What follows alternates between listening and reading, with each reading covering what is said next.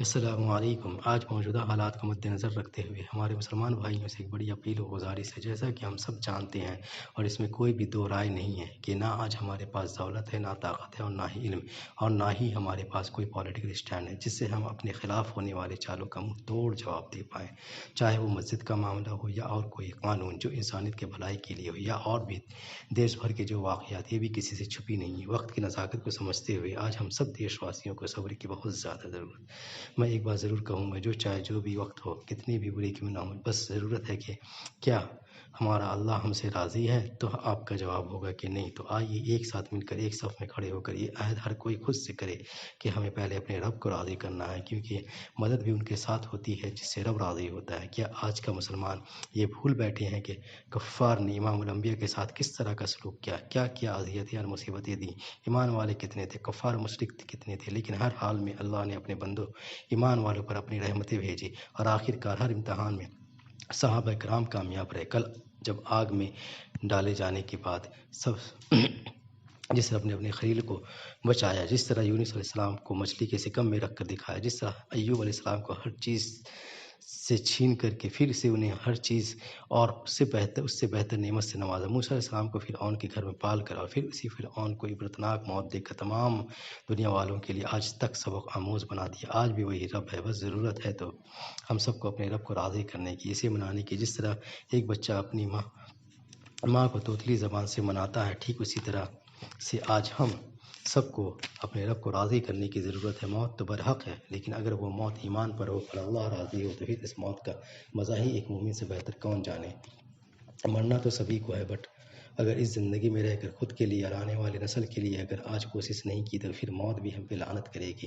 سچ کہوں تو چگ گئی چڑیا چگ گئی کھیت، یہ کہنا بھی غلط نہ ہوگا کہ ہماری بربادی کی داستان لکھی جا چکی ہے، اور ہم نااہل لوگ آج بھی اس بات کو سمجھ نہیں پائے اور دنیا کی چکا چوند میں خوب الجھے ہوئے ہیں۔ حالانکہ یہ جانتے ہوئے کہ دنیا فانی ہے، آئیے ہم سب مل کر یہ عزم کرتے ہیں کہ ہم سب آج سے اور ابھی سے ہی، کیونکہ اب ہمارے پاس اور کوئی راستہ نہیں رہ گیا، اور نہ ہی کوئی ہمارا فریاد سننے والا ہے، اور نہ ہی کسی کو ہم پر ترس آنے والا ہے۔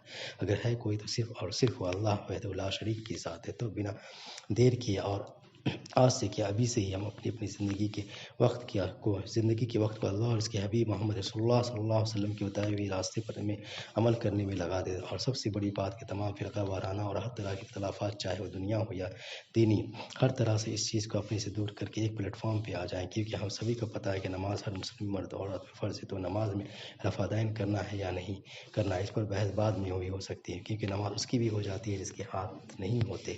آج ہمارا مسلم معاشرہ اس طرح دنیا کے وجود میں پھنسا ہے کہ جس سے اب اسے ہمیشہ یہاں رہنا ہے۔ آج ہم سب کو مل کر اپنے ہر ایک بھائی کو اس دلدل سے نکال کر ایک اللہ کی طرف لانا ہے، جس کی دعوت تمام انبیاء کرام نے دی، اور یہ کام ہر ایک مسلم بندے پر فرض ہے، کیونکہ امام الانبیاء فرماتے تھے کا فرمان ہے کہ قسم اپنے بھائی کی مدد کرو، خواہ وہ مظلوم ہو یا ظالم۔ تو آپ صلی اللہ علیہ وسلم سے صحابہ کرام نے دریافت کیا کہ مظلوم کی تو بات سمجھ میں آتی ہے، لیکن ایک ظالم بھائی کی مدد ہم کیسے کریں؟ تو آپ صلی اللہ علیہ وسلم نے بتایا کہ اسے ظلم کرنے سے روک کر۔ اور اس طرح ہم سب کو اپنے اخلاق، اپنے زبان اور اپنے کردار کو ضرور صحابہ کرام کے طریقے پر کرنا لازم ہے۔ آج ہم تمام مسلم بھائی بہن بھی یہ بھی عہد کریں کہ ہر کوئی کو معاف کرے، اس سے محبت بڑھے گی، سلام کو عام کرے۔ ایک اچھا معاشرہ تب بے حیا اور بد اخلاقی سے نکل سکتا ہے جب ہر کوئی اس کو یہ پہل کرے۔ ہمارے معاشرے میں ہر کوئی اور ہر جگہ، خواہ وہ مسجد ہو یا کاروبار یا عام طرف کے ذرائع یا راستے یا ہر جگہ پہ کم سے کم امام الانبیاء کی حدیث کو عام کرے۔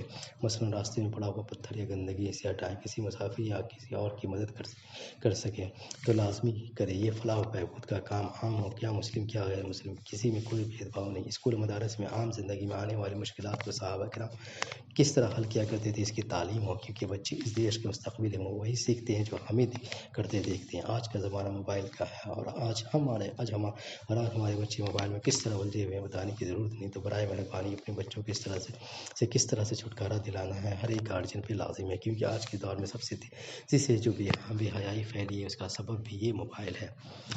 ہمیں بھی اپنے گناہوں پہ توبہ کرنا ہے، اللہ کے حضور تہجد میں اور نمازوں میں رو رو کر اپنے رب کو راضی کرنا ہے۔ وہ رب بڑا غفور رحیم ہے، بہت جلد صلح کرتا ہے۔ تو بس بنا کسی دیر کی آئیں اس دنیا کی طرف، اس دین کی طرف، بنا کسی دیر کی آئیں اس دین کی طرف جو حق ہے، جو عدل و انصاف سے بھرا پائے، پیار و محبت کا پیکر ہے، انسانیت کا دار و مدار ہے، بنا کسی میں بھی بھید بھاؤ کی برابر انصاف کرتا ہے۔ کل موسیٰ علیہ السلام کے زمانے میں بارش نہیں ہو رہی تھی تو اللہ نے موسیٰ علیہ السلام کو کہا، اس جماعت میں ایک شخص ہے جو 40 سال سے میری نافرمانی کرتا ہے، اگر وہ نکل جائے تو پھر بارش ہو جائے گی۔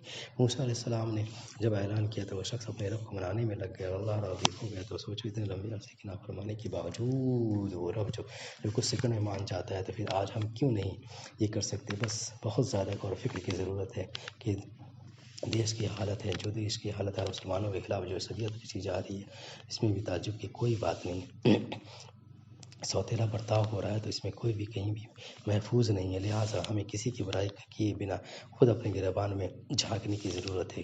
سوچنا ہے اور امام الانبیاء کی ذات کو بھی سامنے رکھ کر سوچے کہ ان پر کتنی زیادہ مصیبتیں آئیں، مگر اللہ پر بھروسہ اور یقین کو، اور ساتھ ہی ساتھ صحابہ کرام کی بھی ایمان کی جو حالت کو دیکھ کر کامیابی انہیں ملی۔ ہم سب کو بار بار توبہ کرنا ہے، بلکہ کرتے ہی رہنا ہے۔ امام الانبیاء جس ذات امام انبیاء کرام معصوم ہوتے، اس کے باوجود بھی محمد پاک صلی اللہ علیہ وسلم دن میں 70 سے 100 بار استغفار کیا کرتے تھے۔ تو ہم بھی خود پہ لازم کریں، ایک اچھی سوسائٹی کا آغاز کریں۔ محمد پاک صلی اللہ علیہ وسلم کی ذات کو 3 چیزیں بہت پیاری لگتی تھی، ایک مسواک کرنا، صدقہ و خیرات کرنا، اور تیسری تہجد پڑھنا۔ تو ہم سب کوشش کریں کہ صدقہ زیادہ سے زیادہ دیں، مسواک کو عام کریں، اللہ کے حضور تہجد میں کھڑے ہو کر اس کی حضور آنسو بہا کر سچے دل سے اپنے رب کو راضی کرنے کی کوشش کریں۔ مجھے یقین ہے، ہمارا ایمان بھی ہے کہ ہمارا اللہ ضرور سے ضرور ہم سے راضی ہوگا۔ ہماری تو چھوڑیے، ہماری عبادتوں کا بھی دوسروں کو لحاظ نہیں۔ ایسا واقعہ دہلی پولیس کے ذریعے سامنے آیا تو ذرا سوچیے کہ اللہ ہماری اس مکار عبادتوں کو کیسے قبول کرے گا۔ آج جہاں نوجوانوں کا ایک بڑا طبقہ ہر وقت موبائل اور بیکار کاموں میں گزار دیتا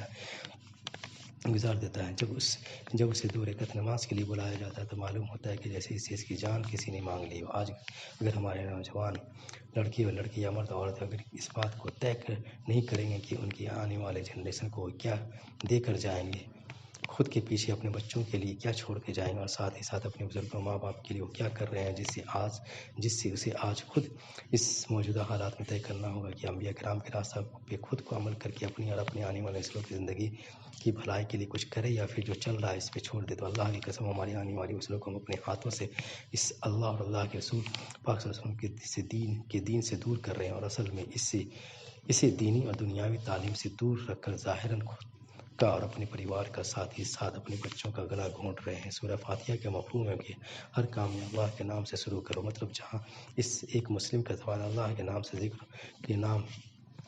نام و ذکر سے ہر وقت تر ہونا تھا، آج ہر وقت وہی زبان جس کا مالک بھی اللہ کل قیامت کے دن حساب دے گی، آج غیروں کے کام میں ڈوبا ہے۔ اور ایک بات، جب تک آنکھ پاک نہیں ہوتا تب تک دل پاک ہو نہیں سکتا۔ آج بھی اس نازک دور میں ہمارے معاشرے کے لوگوں کے کانوں تک جوں تک نہیں رینگتی۔ ایک طرف فلسطین کا معاملہ ہے جہاں بد سے بدتر والا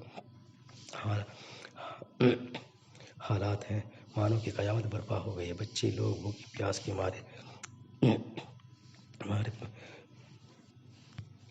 مارے ہیں تو کہیں مٹی کھا کر اپنا پیٹ بھر رہے ہیں، اور اس بھوک کی حالت میں روزے کی بھی پابند ہے۔ تو دوسری طرف ہم عیش و عشرت والی زندگی کی خواہش رکھتے ہیں۔ اب وقت سنبھلنے کا ختم ہو چکا ہے۔ اب ہم اگر صحابہ والے عمل بھی کرے جو نہیں کر سکتے تو اب اللہ ہم سے راضی ہوگا یا نہیں، اللہ بہتر جانتا ہے۔ لیکن ہم سب ایک بندے، خواہ مرد ہو یا عورت، بچے ہو یا بوڑھے، سب کو یہ فکر کرنے کی خاص ضرورت ہے کہ ہمارے گناہوں کا نتیجہ تو نہیں، سب مل کر اللہ کے حضور اس خاص بابرکت مہینے میں، رمضان میں، جو اللہ کا مہینہ ہے، اللہ کی طرف سے ہمارے گھر آیا مہمان ہے، اس میں گر گرا کر ہر نماز میں تہجد میں اپنے کیے ہوئے گناہوں سے توبہ کرے، اور اپنی آنے والی زندگی کو صحابہ کرام اور انبیاء کرام کے طریقے پہ گزارنے کا پکا عزم کرے۔ اللہ تو رحمان الرحیم ہے، جو فیصلوں کا سکنڈ میں بدل دیتا ہے۔ ہم سب کا یقین ہے اور ہونا بھی چاہیے، کیونکہ نا امیدی کفر ہے، کہ اللہ ہم سب کی ضرور سنے گا، اور فلسطینی مسلمان بھائیوں پہ بھی رحم کرے، انہیں غلبہ عطا فرمائے، جو اس خانہ جنگی میں شہید ہوئے، اللہ انہیں جنت میں اعلیٰ سے اعلیٰ مقام عطا فرمائے، آمین۔ آج ایک طرف ہم مسجد پہ مسجد بنائے جا رہے ہیں، اور یہ مسجد عبادت کے لیے نہیں بلکہ فقہ کی بنیاد پہ بن رہی ہے، اور دوسری طرف غیر طاقتی مسجدوں پہ حملہ آور ہے اور اب بھی ہمارا ایمان نہیں جاگ رہا ہے۔ کل جب امام مہدی علیہ السلام کا ظہور ہوگا اور ان کے جھنڈے تلے صرف اور صرف 12,000 مسلمانوں کا لشکر ہوگا، آپ اور ہم سوچ بھی نہیں سکتے کہ اگر ہم اس دور میں رہیں تو کیا اس جھنڈے تلے ہوں گے؟ بڑا سوال ہے، کیونکہ ہمارا دین کیونکہ ہمارا ایمان مر چکا ہے۔ ہم اس قدر جاہلیت کے دلدل میں ڈوب چکے ہیں اور دنیا کی رنگینی میں کھو چکے ہیں کہ جب دین کی بات آتی تو مولانا امام پہ ڈال دیتے ہیں، اور جب دینی تعلیم کی بات آتی ہے تو حالات پہ چھوڑ دیتے ہیں کہ انہوں نے اور وغیرہ وغیرہ۔ ہر ایک کو اللہ نے وقت دیا، ہر ایک کو اللہ نے وقت دیا ہے، دماغ دی ہے کہ وہ خود کوشش کرے، خود کو دین و دنیاوی تعلیم سے آراستہ کرے، کیونکہ کل قیامت کے دن خود کے عمل کا حساب خود کو ہی دینا پڑے گا۔ بات بہت زیادہ غور و فکر کرنے کی ضرورت ہے اور اپنے آپ کو بس اللہ کے سپرد کرنے کی ضرورت ہے۔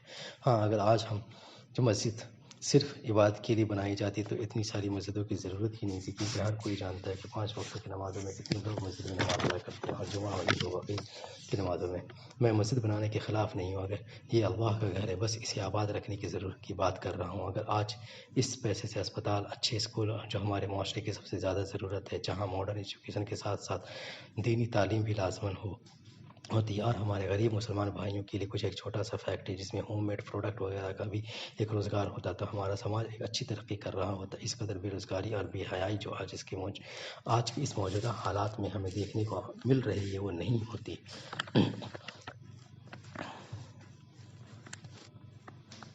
تو آج تو نہ ہمارے پاس دولت ہے، نہ شہرت ہے، نہ ہی تعلیم اور نہ ہی دینی تعلیم، تو پورا ہی اور دینی تعلیم میں تو پورا ہی زیرو ہے۔ ہماری قوم کا ایک بڑی آبادی کوئی بھی جو کچھ بات ہمارے اسلام سے نکالتا ہے اور توڑ موڑ کر میڈیا میں اچھال دیتا ہے اور ہم اس کو سچ مان لیتے ہیں اور خود کے یہ مذہب کو برا سمجھنے لگتے ہیں، حالانکہ قرآن میں اللہ فرماتا ہے جب تمہارے پاس کوئی بات پہنچے تو تم پہلے اس کی جانچ پڑتال کر لو۔ بٹ افسوس، ہم نے تو قرآن پڑھا نہ حدیث اور نہ ہی اپنے پیارے نبی امام الانبیاء خاتم النبیین سید المرسلین صلی اللہ تعالیٰ علیہ وسلم کی سیرت پڑھی تو ہمیں کیا سمجھ میں آئے گا؟ اگر آج ہمارے قوم کے لوگ پڑھے لکھے ہوتے، ہمارے قوم اسے ایک اپنا لیڈر مانتی اور وہ شخص دیش کی پارلیمنٹ میں ہماری آواز کو پہنچاتا تو ہماری رائٹس ہم سے نہیں چھینے جاتے، ہم اپنے حق کے لیے آواز بلند کر سکتے تھے۔ بٹ بہت وقت ملا، مگر افسوس ہم نے کبھی اس طرف سوچا ہی نہیں، اور اب خاصا دیر ہو چکی ہے، بس خود کو اللہ کے سپرد کرنے کے سوا اور کوئی راستہ نہیں۔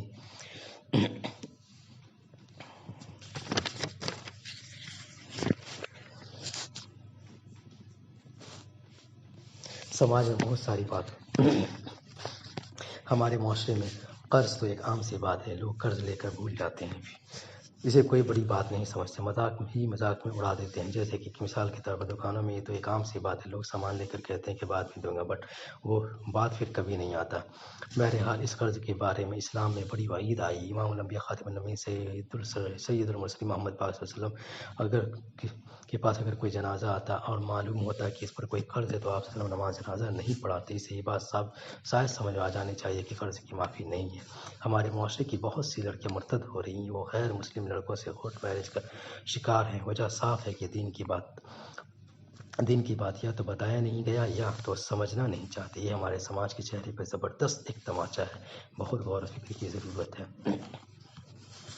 سماج میں بہت ساری باتوں کو اجاگر کرنے کی کوشش کی گئی ہے، غریبی، بے روزگاری، بے حیائی، لا علمی وغیرہ وغیرہ وغیرہ، اور ہر ایک کا حل بھی بتانے کی حد ممکن تک کوشش کی گئی۔ لہٰذا آپ سے سب سے پرزور گزارش ہے کہ اس ویڈیو کو ہمارے اور دوسرے مسلمان بھائی بہنوں تک پہنچانے کی بھی مدد کرے۔ شاید کسی کو بھی ہماری یہ بات پسند آ جائے اور اسی کے ہاتھوں سے اللہ ہماری قوم کو نجات دے دے، جس طرح ایک چوٹی نے اپنی پوری قوم کو سلیمان علیہ السلام کے لشکر سے اللہ سے دعا کر کے بچایا تھا، جس طرح اللہ نے موسیٰ علیہ السلام کے ہاتھ موسیٰ علیہ السلام کی قوم کو فرعون سے نجات دلایا۔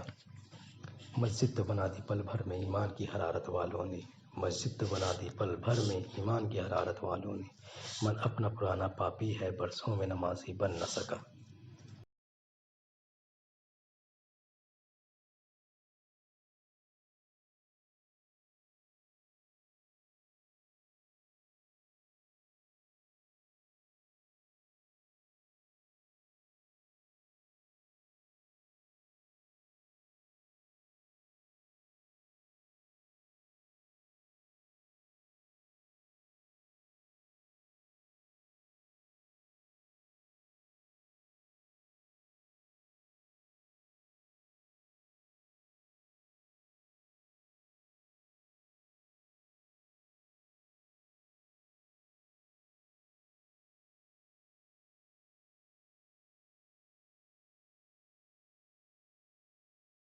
वाकई में सही जवाब क्या है। हालांकि अगर आप इस टाइप के लोगों में से हो जो प्रधानमंत्री मोदी को अपना भगवान मानते हैं, वो भगवान है हमारे, हम उनकी पूजा करते हैं। प्राइम मिनिस्टर मोदी वो हमारे लिए एक अवतार है, वो एक साधारण मनुष्य नहीं है। प्रधानमंत्री इस देश के भगवान विष्णु का अवतार है। या फिर आप इस टाइप के लोगों में से हो जिन्हें लगता है कि मोदी जी ने किया है तो कुछ सोच कर ही किया होगा। आप अपना दिल ऑलरेडी मोदी जी को दे चुके हो। मोदी हमारा पति, हमारा भाई, हमारा बाप, हमारा गुरु है। आप सब बोलिए, क्यों आपको लगता है कि मोदी जो और योगी जी वो विकास दे पाएंगे जो और कोई नहीं दे? हम उनके पर दिल दे बैठे हैं। ऐसे केस में आपके लिए मुश्किल हो सकता है अपनी आंखें खोलकर सच हजम करना, लेकिन बाकी सब लोगों के लिए अगर आप सही मायनों में देश की परवाह करते हो तो आज का ये वीडियो बहुत बहुत जरूरी है। बात यहाँ किसी एक इंसिडेंट की नहीं है, बल्कि ढेर सारे ऐसे इंसिडेंट्स की है जो एक के बाद एक होए जा रहे हैं पिछले कुछ महीनों से, पिछले कुछ सालों से। वो सारे इंसिडेंट्स जो सिर्फ एक चीज की ओर इशारा करते हैं कि हमारा देश वन नेशन वन पार्टी की ओर आगे बढ़ रहा है। मीडिया से ऑपोजिशन की आवाज को पूरी तरीके से खत्म कर देना, एमएलएस की हॉर्स ट्रेडिंग, इलेक्टेड सरकारों से पावर छीन लेना नए कानून बनाकर, इन्वेस्टिगेटिव एजेंसीज का वेपनाइजेशन, ईडी सीबीआई का प्रेशर बनाकर ऑपोजिशन पॉलिटिशियंस को जेल भेज देना, स्टेट गवर्नमेंट्स की वर्किंग में इंटरफेयर करना गवर्नर्स का इस्तेमाल करके, स्टेट गवर्नमेंट से फंड्स को ही विदहोल्ड कर लेना, जनता से प्रोटेस्ट करने का अधिकार ही छीन लेना और अगर कोई प्रोटेस्ट करे तो उनका टीयर गैस और रबर बुलेट से स्वागत करना, इलेक्टोरल बॉन्ड्स का इस्तेमाल करना अपनी सारी फंडिंग छुपाने के लिए, और अगर कोई ऑपोजिशन का कैंडिडेट इलेक्शन जीत भी जाए तो सीधा सीधा इलेक्शन फ्रॉड करके खुद को जिता लेना। मैं प्रधानमंत्री मोदी से कहना चाहूंगा, थोड़ी मर्यादा रखिए।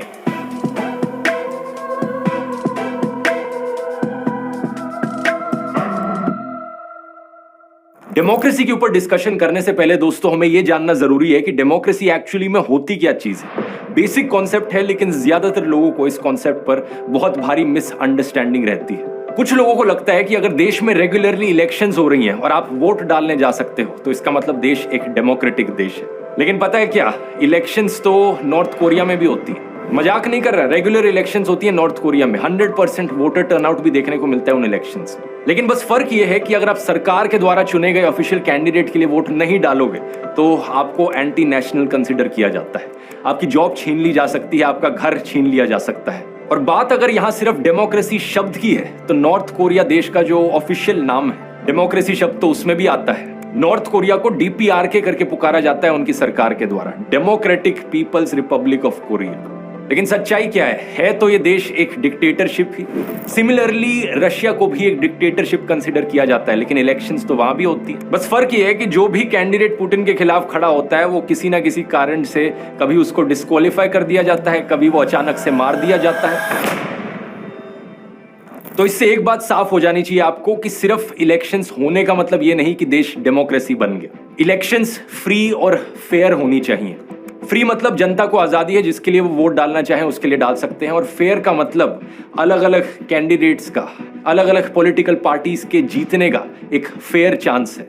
ऐसा नहीं कि किसी एक पार्टी के पास कुछ ज्यादा ही एडवांटेज हो। हाल ही में चंडीगढ़ म्यूनिसिपल कॉर्पोरेशन की मेयर इलेक्शंस हुई। इन इलेक्शंस में कांग्रेस और आम आदमी पार्टी ने एक अलायंस बनाई थी जिनके कुल मिलाकर टोटल में 20 वोट बनते थे आउट ऑफ 35। पार्टी के वोट्स को देखकर ये बात क्लियर थी कि ये इलेक्शंस ये अलायंस ही जीतेगी। लेकिन जब इलेक्शंस एक्चुअली में हुई तो वहां के प्रिजाइडिंग ऑफिसर ने क्या किया, ये बात कोई सीक्रेट नहीं है, आप इसकी सीसीटीवी फुटेज देख सकते हो क्या किया। इन्होंने 8 कांग्रेस और एपी के वोट्स को इनवैलिड डिक्लेयर कर दिया, और ये सीधा सीधा इलेक्शन फ्रॉड जो हुआ यहाँ पर इसे सीसीटीवी कैमरा में भी कैप्चर किया गया। इनफैक्ट ये खुद कैमरा की तरफ देखते हुए पकड़े गए। इनकी शक्ल देखो, मतलब जैसे कैमरा की ओर देख रहे हो, ऐसा लग रहा है कि चोरी करते हुए पकड़े गए। और इलेक्शन का रिजल्ट क्या बताया गया कि बीजेपी इन इलेक्शन को जीत गई। इतना खुलेआम इलेक्शन फ्रॉड इससे पहले देश में शायद ही कभी हुआ है। चीफ जस्टिस ऑफ इंडिया ने खुद कहा कि ये सीधा सीधा मर्डर ऑफ डेमोक्रेसी है। हालांकि सुप्रीम कोर्ट ने यहाँ पर एक ऐतिहासिक फैसला देकर इस इलेक्शन को बचा लिया, लेकिन सवाल ये, अगर यहाँ एक सीसीटीवी कैमरा ना होता और बैलेट पेपर्स ना होते तो क्या ये चोरी पकड़ी जाती?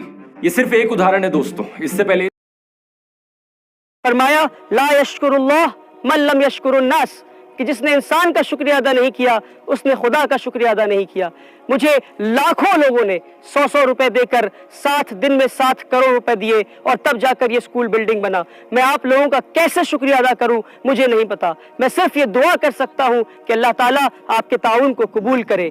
7 دن میں 7 کروڑ روپے آ جانا یہ اس بات کا ثبوت ہے کہ اللہ کی غیبی مدد کے بنا یہ پاسبل نہیں تھا. اور اس کے بعد 6 مہینے میں اس بلڈنگ کا تیار ہو جانا بھی اس بات کا ثبوت ہے کہ اللہ کی غیبی مدد کے بنا یہ ممکن نہیں ہو سکتا تھا.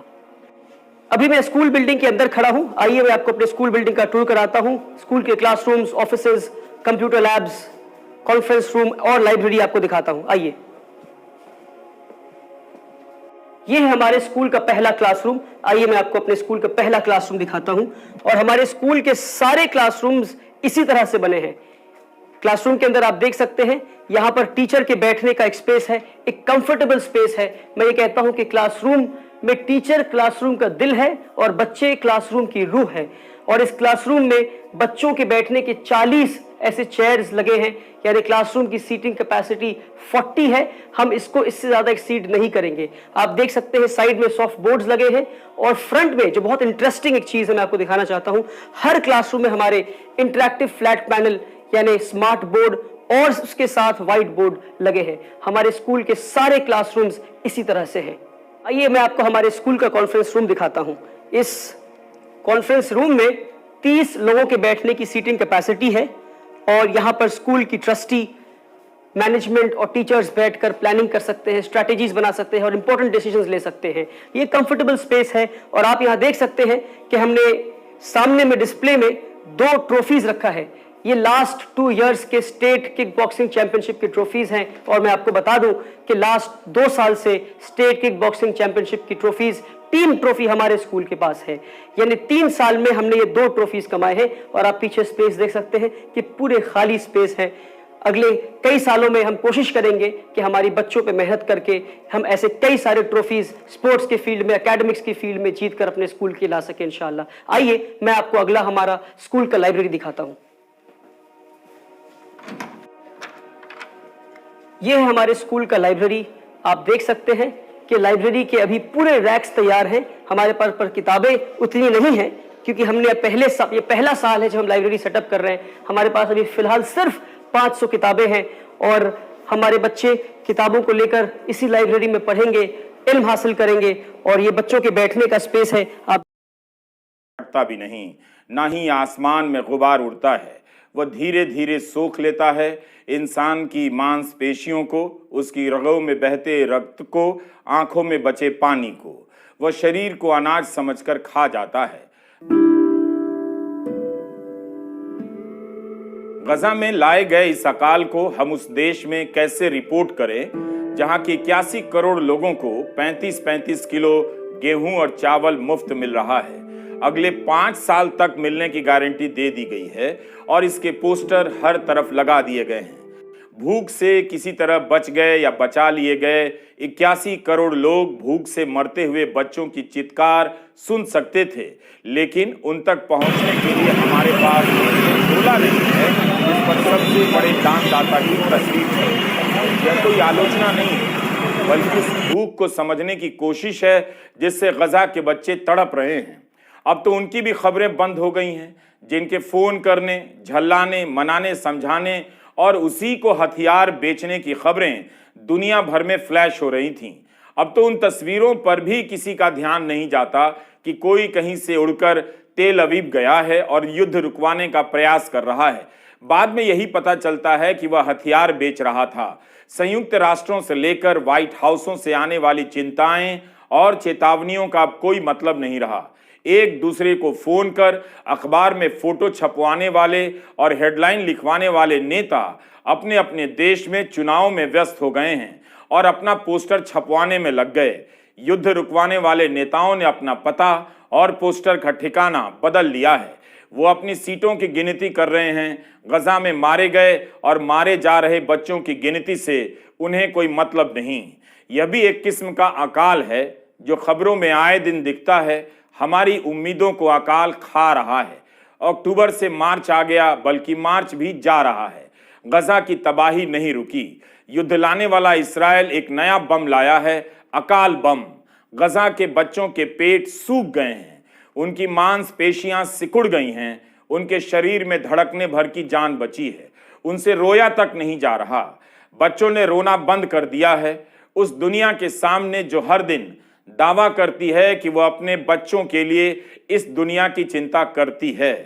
13,000 से अधिक बच्चे मार दिए गए, इसमें उनकी गिनती शामिल नहीं जो भूख से तड़प रहे हैं, जो जिंदा होते हुए भी तड़प रहे हैं और हर घड़ी मर रहे हैं।